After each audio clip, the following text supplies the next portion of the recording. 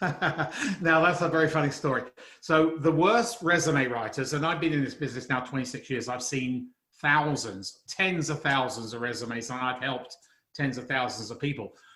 The world's worst resume writers are sales, marketing, and human resources. Now, you would think those are the three functions that would know how to write resume and sell, sell, sell. No. Welcome to Your Intended Message, the perfect place for leaders and promising professionals who want to convey the intended message for greater success. Every week, we interview experts who address the challenges and best practices to deliver your message effectively. That might be one-to-one, one-to-few, or one-to-many. And perhaps the most important conversation, one-to-self. I'm your host, George Torok.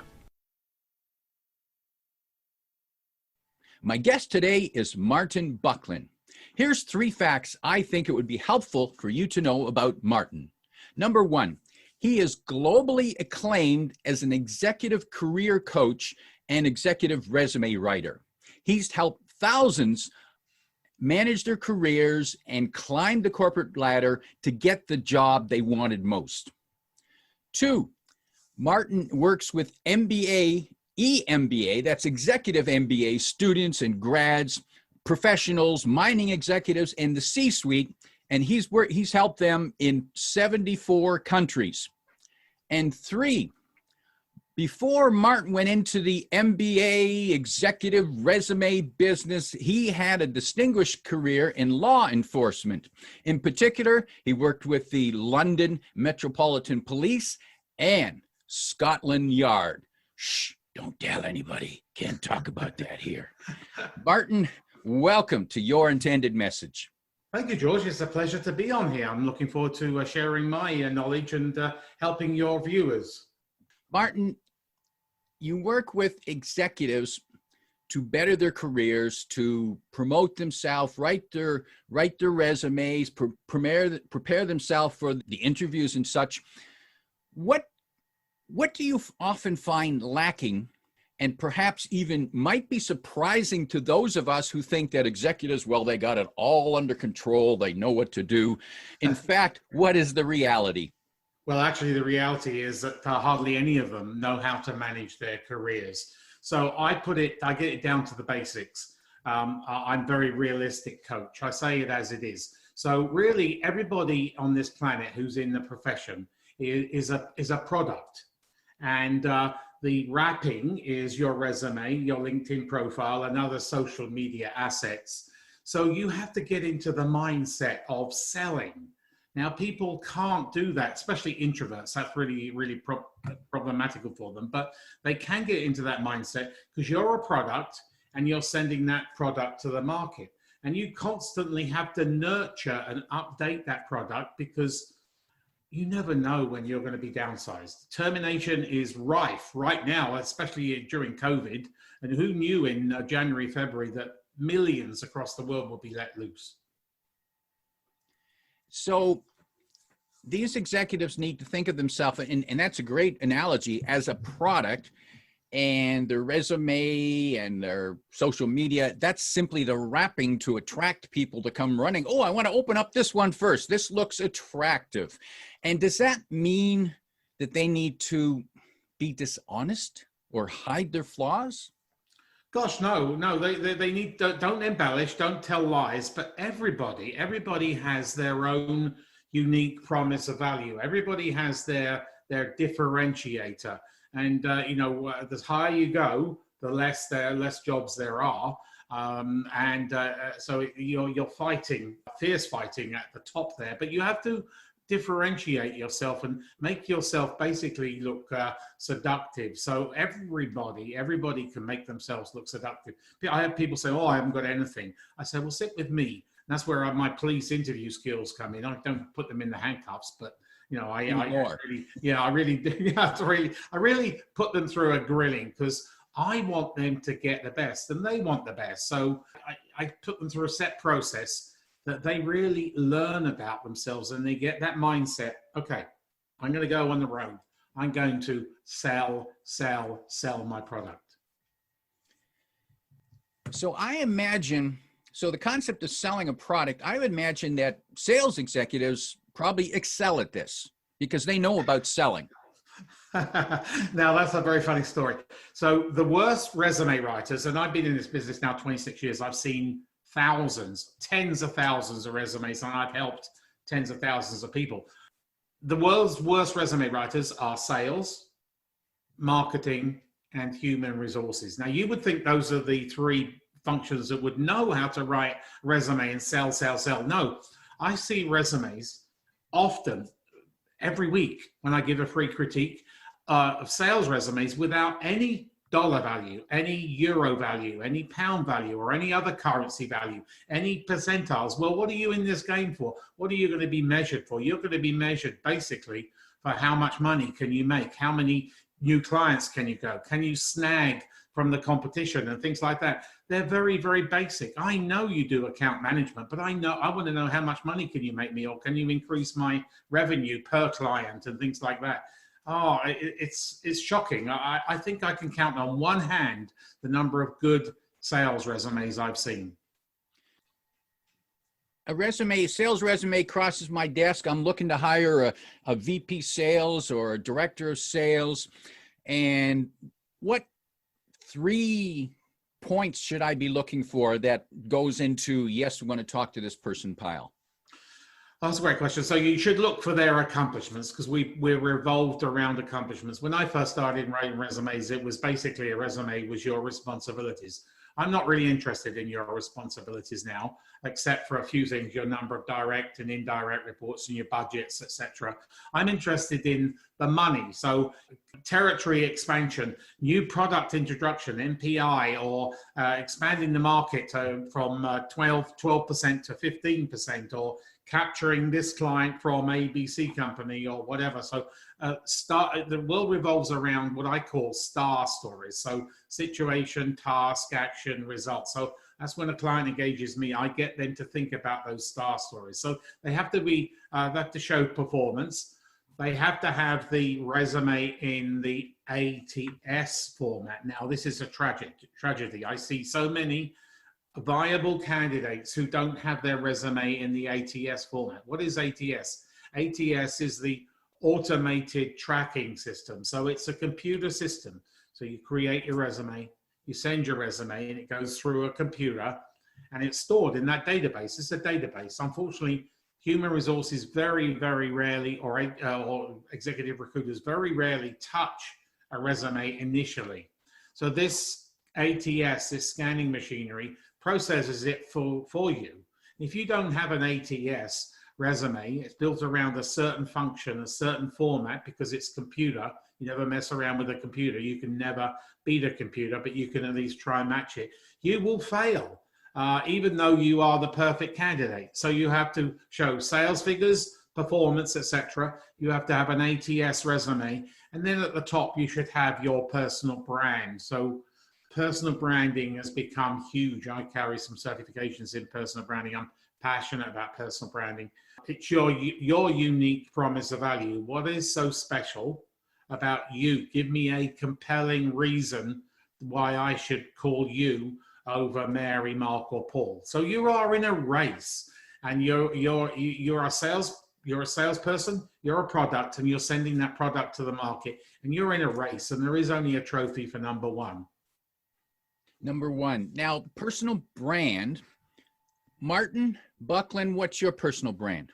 Oh, okay. So I am an expert in helping, nurturing, coaching senior executives and other business professionals with a lot of ambition to reach their career goals. Now, I notice a lot of specific words in there. So you're looking senior executives, and you're only looking for ambitious ones. You're not looking for you don't want to help the lazy ones. Lazy ones can stay away. Exactly.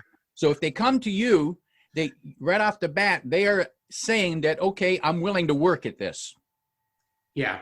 So career management is a full-time gig, especially when you're in career transition. So you have to work at your career management. Sadly, people don't. They have no idea on career management. So when you're when you're gainfully employed, you should always be managing your career. I don't want to see you disappear off LinkedIn. Yeah, you don't have to be on LinkedIn as much as you did when you're in career transition, but once in a while, show me you're there. Do some activity, share some content, share a blog or comment on something, or publish your own blog. But people are innate. They have no idea on managing their careers. And then, of course, they manage their finances, but they don't manage their careers. Now, statistics tell us that if they manage their careers early on in the year, when you go and see your financial planner, you can give more money for investments in various methods of investment to that investment planner. And then you can retire early, or you can earn more money, or you can go up the ladder a lot more. So career management is an education, and that's what I'm trying to broadcast to the world, really, on how you should manage your career and the importance and the benefits of managing your career.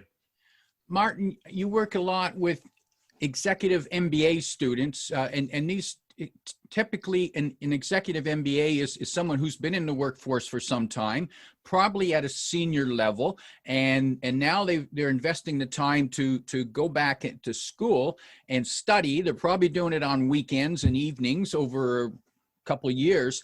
They go through that and they expect that their career is just going to take off, and then they bump into reality and they say, Martin, I need your help. I've got this EMBA, but it's not enough. What are they missing when they come to you?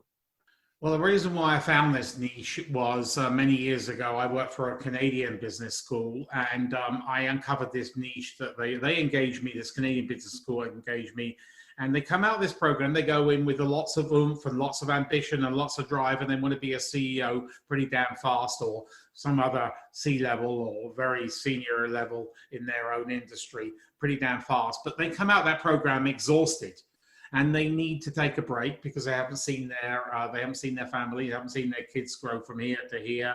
They haven't maybe seen their spouses for months and months on end. They've traveled a lot. They've been doing their full-time gig. They do projects during the week. It's an onerous degree. I myself couldn't do that degree. It's so dedicated, but it's a fantastic opportunity to progress your career. And in this recession, EMBAs are expediting their career growth.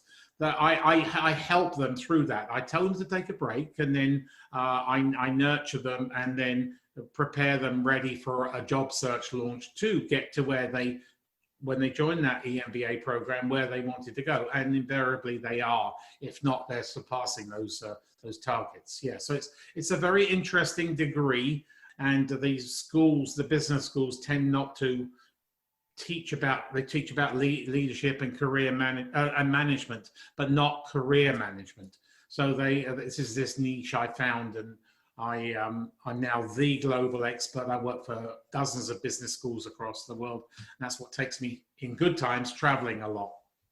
Now, when you say career management, I suppose it's really self-management, about setting goals and a plan for yourself, and maybe taking all that strategic planning that they learned about and turn it on yourself. Is that sort of what you do? Yeah, basically it's teaching them how to manage their own career, because we all manage, as I say a few minutes ago, we will manage our finances, or hopefully we do.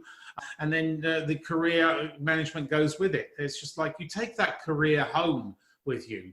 So, if you're unhappy in your career, you take that unhappiness home to your spouse and your kids and whatever.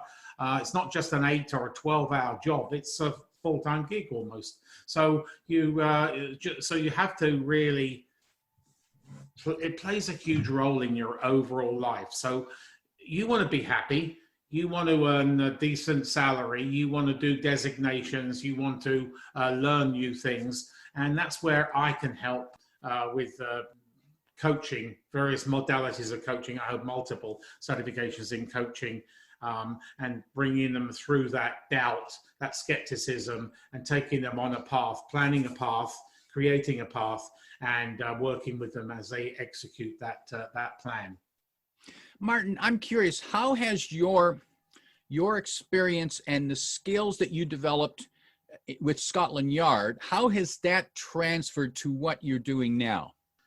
Okay, so in the police, it's the same as the military. You're very disciplined. I mean, I was very disciplined in the Metropolitan Police in London, and so you now have to be disciplined in your career management, career transition, and people aren't. So they are all over the place, and so I teach people to go from A to B in the fastest possible way. It's like marketing. A salesperson, they target. And they go for the bullseye, and then if they don't hit that, they go for the bigger bullseye, and then they go out. So it's a very disciplined approach, and I hold people accountable, and that's what a police officer does. And then my interview skills, people say, "Wow, I can tell you were a police officer by the way you interview me, and you literally pull stuff out." And they say, "Well, I didn't think that was really of value to me in my career." And I say, yes, this is huge value to your career. And I'm trying to get that niche so people hire them, because we all hire experts. Okay, Martin. So I've come to you. I've just completed an EMBA program, and I'm currently a senior manager in say marketing, and I want to boost my career, get into that C-suite. We sit down. What are some of the first 2 or 3 questions you might ask me, or perhaps orders you might give me? Well, it depends. So I'd like to know. I'd like to know the overall, the globe of that person. So I ask them a little bit about their personal life, and I ask them a lot about their career, and invariably they probably have got a questionable resume, CV. And so I look at that, and then I say, well, let's work on a 5-year plan. Let's work on a 10-year plan. At least you're going to have it jotted down. But, things like COVID can get in the way. I mean, several people had plans, but COVID just put the axe to that plan. But at least you have a plan. You have something to aim for, because in the EMBA program, you had something to aim for, and now you have something to aim for, because you spent a lot of money and a lot of time, a lot of effort, a lot of blood, sweat, and tears went into that program. So I set them down, do the career plan, and then we get the collateral, as I call it, going, like the resume or the CV, depends on where you are in the world, the cover letters, and then their social media profile, introducing them to executive recruiters, because I'm very well connected with executive recruiters across the world, and introducing them to my past clients, because I have a massive database. So, and then then it's down to them, but I'm always here. They can always pick up the phone, or they can reach me on Zoom or email, because I'm a really hands-on coach. Once you're a client, you're always a client. And Martin, I understand that you have a generous offer that anyone who's looking for a critique of their resume, their CV, you're willing to spend up to 30 minutes on the phone or on Zoom with them, I'm guessing, depending on where they are. And in order for people to take advantage of that, how do they get hold of you? So yeah, I'm more than happy to give it, because I like to educate people. I'm not after it just for the satisfying of money going into my bank balance. I like to help people, and if they sometimes maybe engage me, if they not, maybe not. But they can get hold of me through my website, www.aneliteresume.com, and then my email is Martin, MARTIN, at eliteresume.com. Or if they're a senior executive or an aspiring business leader, connect with me on LinkedIn, and then we can have a conversation, and then you can, via the messenger, you can send that file, that resume, that CV to me, and then we'll arrange a mutual time to have that critique. Doesn't matter where you are in the world. Martin, how long should a resume be? 1 page, 2 page?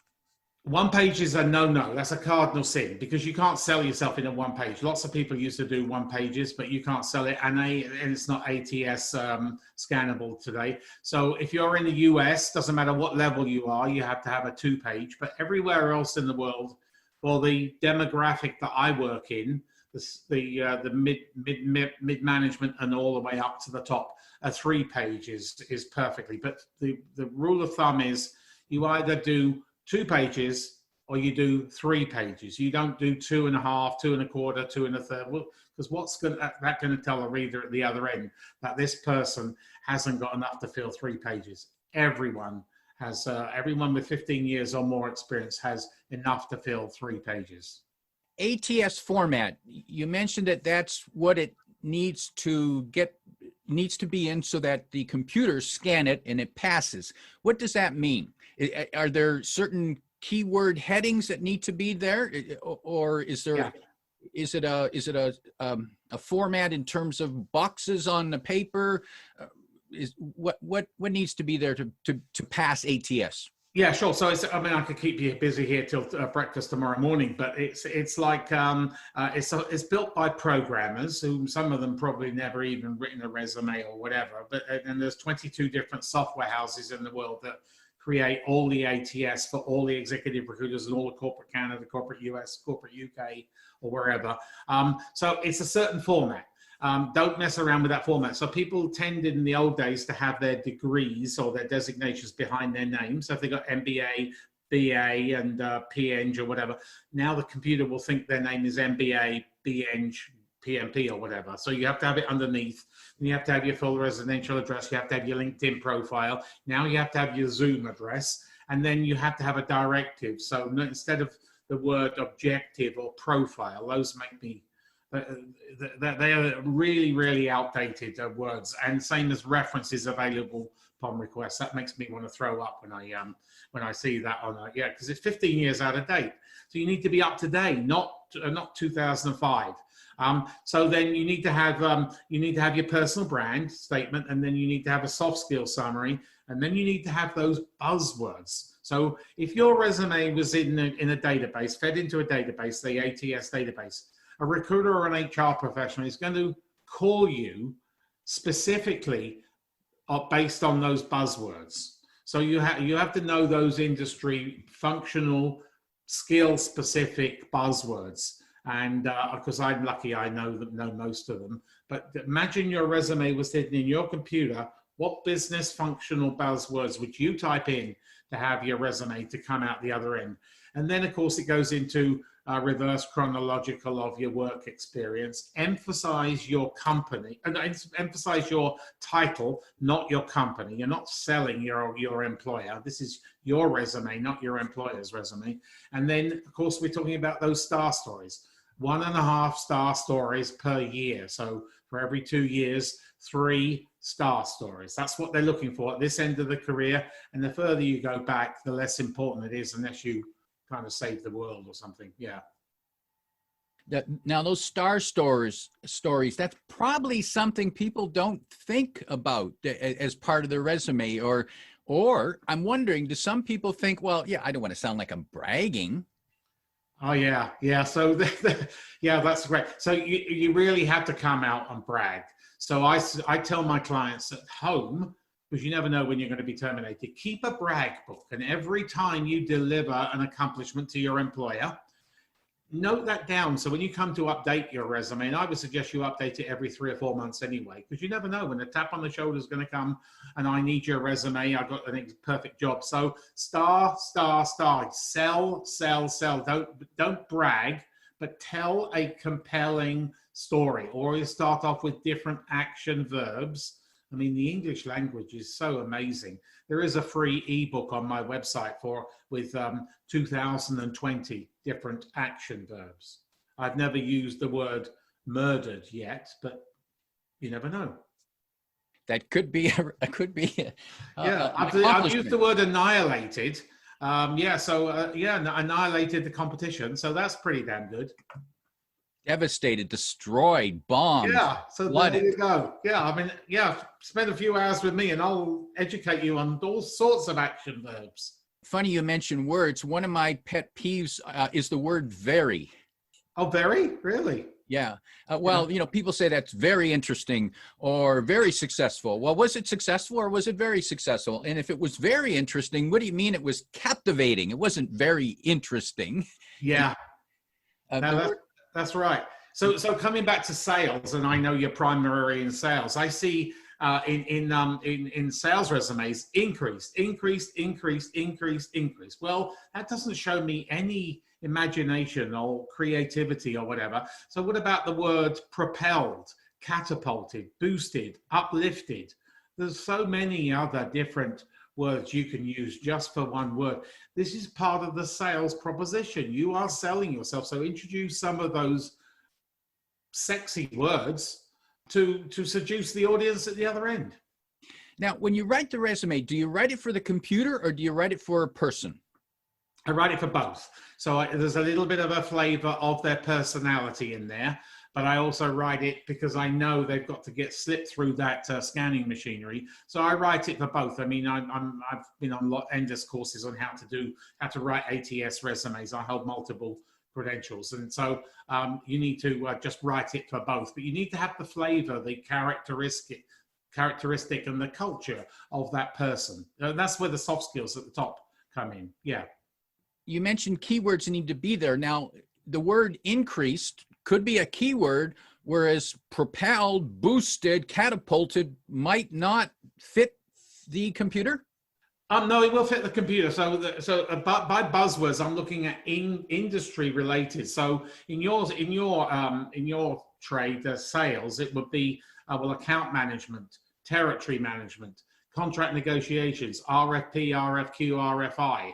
And what type of hunter are you? Are you solutions? Are you a hunter? You know, and all sorts of different things. So, but the buzzwords would be related to sales. You know, what type of sales? Is it B2B? Is it B2C? Is it B2G? B2E? Distributor, VAR, all sorts of different sales as well. Because if you got all those, then that's a good, especially in today when they're looking to save money. If you can do all those or 3 or 4 of those sales. Because selling to government is different to selling to consumers, different to selling to business. So there's an art to all of those. But if you can do all those and you've got knowledge right now, when resources and money is thin, they would like that. But in good times, then they're looking for experts. Yeah. We've been talking about resumes. Do cover letters, is that still a thing? Yes. So cover letters, so a resume takes you from today forwards.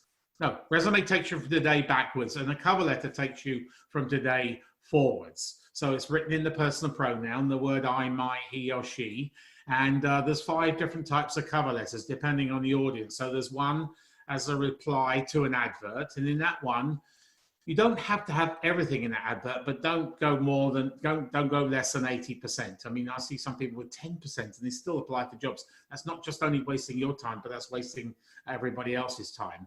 Only apply for jobs that you think you are almost the perfect candidate. And then there's a letter to introduce yourself to executive recruiters. And in that one, you need to talk about whether you're willing to relocate, because a recruiter in Toronto could be hiring in Vancouver and vice versa.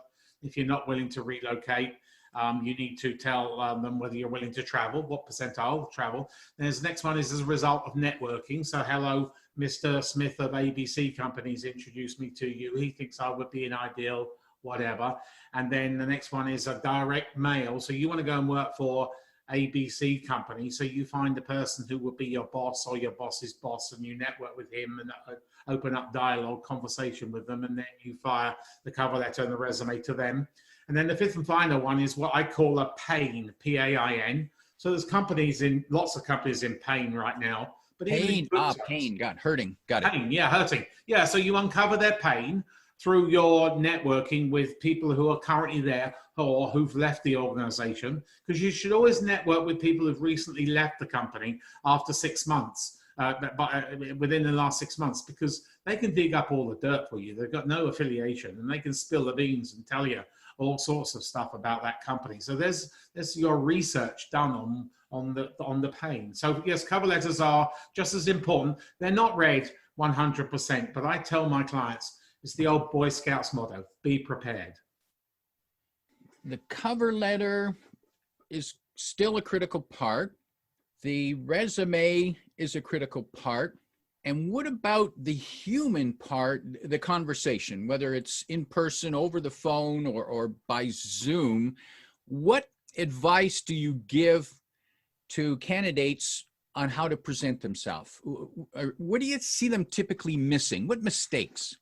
Well, they're not very expressive. They don't get excited. Like they sit like this all the time and just mumble and mumble and mumble. Body language, is very, very important. It relates to, it shows that you are really excited. So use your body language.